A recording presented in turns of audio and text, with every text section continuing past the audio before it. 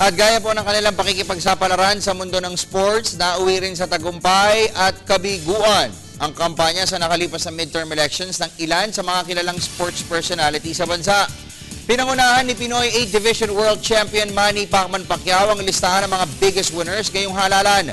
Si Pacquiao ay tumakbo pong unopposed para sa kanyang ikalawang termino bilang kongresista ng district ng Sarangani Province. Landslide victory naman ang naitala ng asawa ni Pacquiao na si Jinky bilang vice-gobernador ng lalawigan. Wala ring kalaban sa pagka-vice governor ng Tarlac si dating national archer Kitco Huangco. Big margin rin ang naitala sa Pampanga ni na basketball gods Ian Giao at Dennis Pineda. Si Giao ay naluklok bilang Pampanga 1st District Congressman habang si Pineda na may-ari ng EA Regenerative Medicine sa PBA D-League ay nahalal bilang vice governor.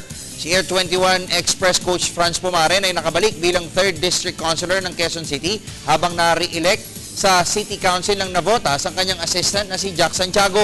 Nakakuha rin ng pwesto sa Konseho ng Parañaque si dating PBA cager Jason Webb at dating coach Binky Fabis habang sa Makati City Council naman uupo si dating Olympian Monsur del Rosario. At dahil sa nagbibilangan po sa kanilang lugar, hindi pa malaman ang resulta ng election bid ni na Richard Gomez na tumakbo bilang alkalde ng Ormoc City at Brian Gahol na kumampanya sa pagkakonsihal ng Los Baños, Laguna.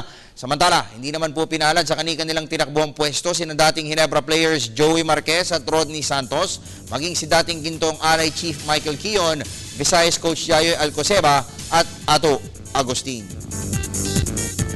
Mas maigting na sports program ang maaasahan ng mga Pampanga sa pagkapanalo ng ilang mga kilalang sports personalities doon.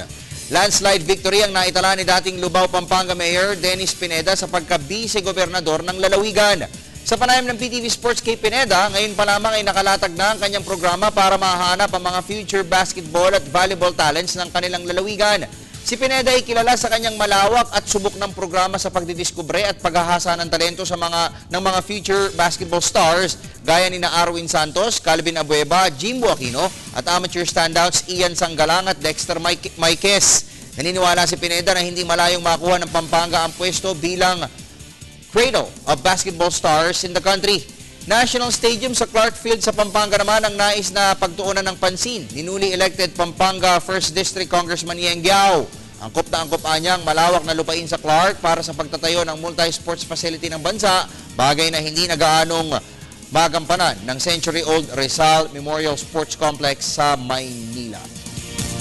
Samantala, sisiklab na po mamayang alas 7:30 ng gabi ang aksyon ng Commissioner's Cup Finals sa pagitan ng Barangay Ginebra San Miguel at Alaska Aces. Ito po ang unang paghaharap sa finals ng dalawang maalamat na PBA ball clubs buhat noong 1997 nang talunin ng Nooy coach Robert Jaworski-led Milkmen na binabanderahan naman ni Johnny Abarrientos.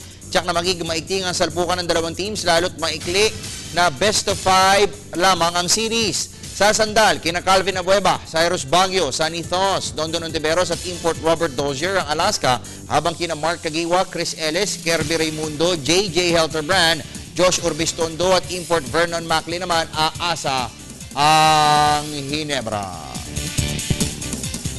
At sumayin niyo po ang latest sa daigdig ng palakasan. Kung kayo po'y nabitin sa mga balitang sports, balik aksyon na po ang PTV Sports mamayang alas 5 ng hapon. Ako po ang inyong lingkod, Snow Badwa.